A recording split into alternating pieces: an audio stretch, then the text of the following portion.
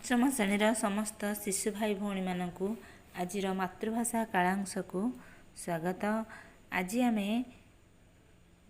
ବିଶ୍ୱସ୍ତ ସାଥୀ ଯନ୍ତ୍ରମାନବ ଗଦ୍ୟଟିକୁ ଭଲ ଭାବରେ ବୁଝିବା। ପିଲାମାନେ, ବର୍ତ୍ତମାନର ଯୁଗ ହେଉଛି ବିଜ୍ଞାନର ଯୁଗ। ଏହି ଯୁଗରେ ବିଜ୍ଞାନ ବଳରେ ବହୁ ଅସାଧ୍ୟ କାର୍ଯ୍ୟମାନ ସାଧନ ହୋଇପାରୁଛି। ଏହି ଯୁଗରେ ବିଜ୍ଞାନର ବିଭିନ୍ନ ଆବିଷ୍କାର ମଣିଷ ଜୀବନକୁ ସୁଖ ଓ ସୁବିଧା ଯୋଗାଇ ଦେଉଛି। ବୈଜ୍ଞାନିକମାନେ ଅଦ୍ଭୁତ ଜ୍ଞାନକୌଶଳ ଦ୍ୱାରା ଅନେକ ଆଶ୍ଚର୍ଯ୍ୟଜନକ ଯନ୍ତ୍ରମାନ ସୃଷ୍ଟି କରୁଛନ୍ତି। ସେହିଭଳି ଏକ ଯନ୍ତ୍ର ହେଉଛି ଯନ୍ତ୍ରମାନବ, ଯାହାକୁ ଆମେ ଇଂରାଜୀରେ କହିଥାଉ ରୋବୋଟ। ଆଜି ଆମେ ସେହି ବିଜ୍ଞାନ ବଳରେ ନିର୍ମିତ ହୋଇଥିବା ଯନ୍ତ୍ରମାନବ ବିଷୟରେ ଅନେକ କଥା ଜାଣିବା। ଏହି ବିଷୟଟି ତୁମ ସାହିତ୍ୟ ବହିରେ ସ୍ଥାନିତ ହୋଇଛି, ଯାହାର ନାମ ରହିଛି ବିଶ୍ୱସ୍ତ ସାଥୀ ଯନ୍ତ୍ରମାନବ। ଏହି ବିଷୟର ଲେଖକ ହେଉଛନ୍ତି ଡକ୍ଟର ପ୍ରମୋଦ କୁମାର ମହାପାତ୍ର। ସେ 1956 ମସିହା ଫେବୃଆରୀ ମାସ 19 ତାରିଖରେ ଜନ୍ମଗ୍ରହଣ କରିଥିଲେ। ତାଙ୍କ ଲେଖାଗୁଡ଼ିକ ଶିଶୁ ଓ ବୟସ୍କ ଉଭୟ ପାଠକଙ୍କୁ ଆନନ୍ଦ ଦେଇଥାଏ। ନିଜର ସାହିତ୍ୟିକ କୃତି ପାଇଁ ସେ ଓଡ଼ିଶା ସାହିତ୍ୟ ଏକାଡେମୀ ପୁରସ୍କାର ମଧ୍ୟ ଲାଭ କରିଛନ୍ତି। ତାଙ୍କର କେତେଗୁଡ଼ିଏ ଲେଖା ହେଲା ଶତାବ୍ଦୀ ସାଧକ, ବିଶ୍ୱ ବିଚିତ୍ରା, ଉଦ୍ଭିଦର କିଏ କ'ଣ, ଆଜିର ବିଜ୍ଞାନ, ବିଶ୍ୱ ବିସ୍ମୟ, ଆଜିର ଆମେରିକା ଭଳି ପୁସ୍ତକ ରଚନା କରି ସେ ଓଡ଼ିଆ ସାହିତ୍ୟକୁ ବେଶ୍ ସମୃଦ୍ଧ କରିଛନ୍ତି। ଲେଖକ ଡକ୍ଟର ପ୍ରମୋଦ କୁମାର ମହାପାତ୍ର କେତେଜଣ ସାମ୍ବାଦିକ ବନ୍ଧୁଙ୍କ ସହିତ ଆମେରିକାର ଡେଟନ ସହରକୁ ଯାଇଥିଲେ। ସେହି ସହରରେ ଗୋଟିଏ ଟେଲିଭିଜନ କେନ୍ଦ୍ର ବୁଲି ଦେଖୁଥିଲେ। କେନ୍ଦ୍ରର ନିର୍ଦ୍ଦେଶକ ମିଷ୍ଟର ପାର୍କର ଲେଖକଙ୍କୁ ସେଦିନର କାର୍ଯ୍ୟକ୍ରମ ପ୍ରସାରଣ କରୁଥିବା ଜଣେ ମହିଳା କର୍ମଚାରୀଙ୍କ ସମ୍ପର୍କରେ ପରିଚୟ ଦେଇଥିଲେ। 24 ଘଣ୍ଟା କାର୍ଯ୍ୟ କଲେ ମଧ୍ୟ ନିର୍ଭୁଲ ଭାବରେ ଏବଂ କ୍ଳାନ୍ତି ନ ହୋଇ ସେ କାର୍ଯ୍ୟ କରିପାରନ୍ତି ବୋଲି କହିଲେ। ତାଙ୍କ ସହିତ ହାତ ମିଳାଇବାକୁ ମିଷ୍ଟର ପାର୍କର ଲେଖକଙ୍କୁ ଅନୁରୋଧ କଲେ। ବାଧ୍ୟବାଧକତାରେ ତାଙ୍କ ସହିତ ହାତ ମିଳାଇ ଲେଖକ ଅନୁଭବ କଲେ ଯେ ସେ ଜୀବନ୍ତ ମଣିଷ ନୁହନ୍ତି, ସେ ଗୋଟିଏ ରୋବୋଟ ଥିଲା। ସେହି ଯନ୍ତ୍ର ମଣିଷକୁ ମହିଳା ପୋଷାକରେ ସଜାଇ ଦିଆଯାଇଥିଲା। ଏହି ରୋବୋଟ ହେଉଛି ଆଧୁନିକ ଯୁଗର ବିସ୍ମୟ। ଏହି ରୋବୋଟ ହେଉଛି ଆଧୁନିକ ଯନ୍ତ୍ର ଯୁଗର ବିସ୍ମୟ ଅଟେ। ମଣିଷ ନିଜେ ଯାହା ସହଜରେ କରିପାରନ୍ତା ନାହିଁ, ରୋବୋଟ ସେସବୁକୁ ଅତି ସହଜରେ, ବିନା କଷ୍ଟରେ, ନିଖୁଣ ଭାବରେ କରିପାରୁଛି। ଆମେରିକାର କାରଖାନାରେ ଶହ ଶହ ରୋବୋଟ ବିଭିନ୍ନ ପ୍ରକାର କାମରେ ଲାଗିଥିବାର ଲେଖକ ଦେଖିବାକୁ ପାଇଲେ। ମଣିଷ ହାତ ତିଆରି ଏହି ଯନ୍ତ୍ରମାନବ ଆଧୁନିକ ଜଗତରେ ଅସାଧ୍ୟ କାର୍ଯ୍ୟମାନ ସାଧନ କରିପାରୁଛି।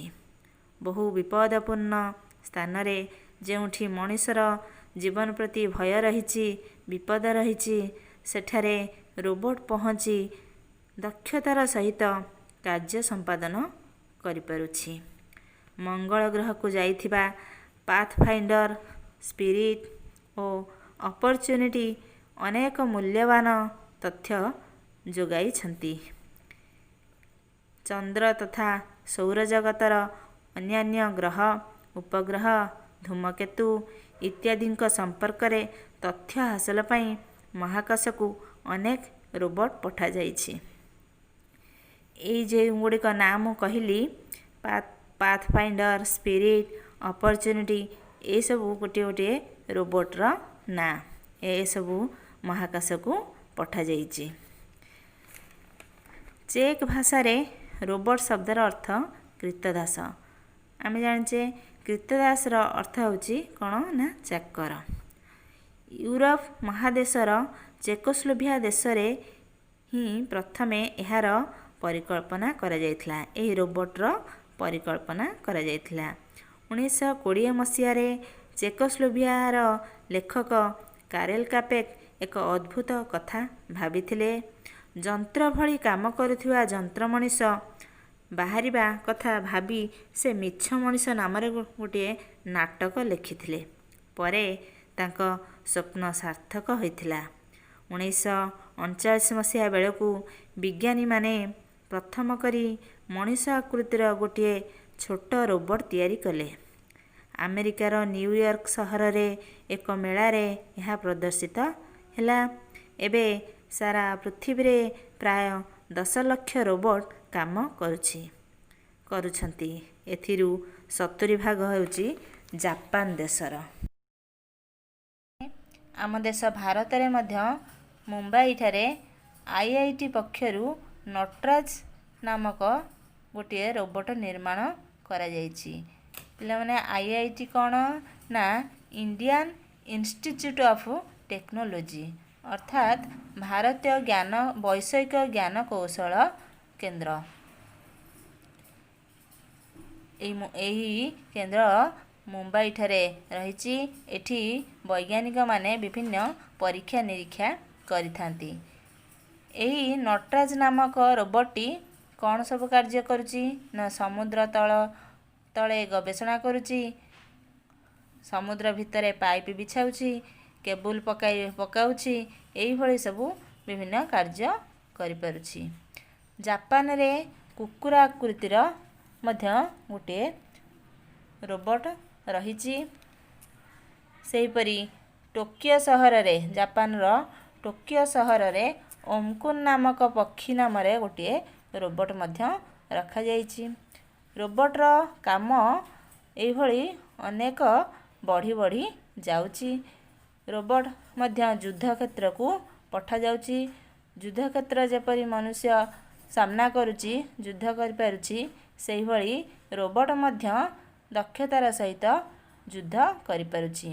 ଏହିଭଳି ଅନେକ ବିସ୍ମୟକର କାର୍ଯ୍ୟରେ ରୋବଟର ବ୍ୟବହାର କରାଯାଉଛି। ରୋବଟକୁ ଏମିତି ଅନେକ କାର୍ଯ୍ୟରେ ବ୍ୟବହାର ପାଇଁ ଚିନ୍ତା କରାଯାଉଛି। ରୋବଟର ସବୁ କାମ ଆମେ ଜାଣିଲେ। ଆଉ କ'ଣ ସବୁ କାମ କରିପାରୁଛି ନା ଫୁଟବଲ୍ ଖେଳୁଛି, ନୃତ୍ୟ କରୁଛି, ସିଡ଼ିରେ ଚଢ଼ୁଛି, ବିଭିନ୍ନ କନଷ୍ଟ୍ରକ୍ସନ୍ କାମ ଯେଉଁଟାକି ନିର୍ମାଣ କାର୍ଯ୍ୟ କରିପାରୁଛି, ଅସ୍ତ୍ରୋପଚାର କରିପାରୁଛି ଅର୍ଥାତ୍ ଅପରେସନ୍ କାର୍ଯ୍ୟ କରିପାରୁଛି ଏବଂ ହୋଟେଲ ମାନଙ୍କରେ ବିଭିନ୍ନ ଖାଇବା ଦେଇପାରୁଛି, ନବା ଆଣିବା ଜିନିଷପତ୍ର ନବା ଆଣିବା କରିପାରୁଛି। ଏମିତି ଅନେକ କାର୍ଯ୍ୟ ସମସ୍ତ ସ୍ଥାନରେ ସେ ଦକ୍ଷତାର ସହିତ କରିପାରୁଛି। ଆମେ ଏହି ବିଷୟଟିକୁ ଭଲ ଭାବରେ ପଢ଼ିବା, ଏଥିରେ ଥିବା କଷ୍ଟ ଶବ୍ଦ ଗୁଡ଼ିକୁ ନୋଟ୍ କରିନେବା। ଆଜିର କାଳାଂଶ ଏତିକି। ଧନ୍ୟବାଦ।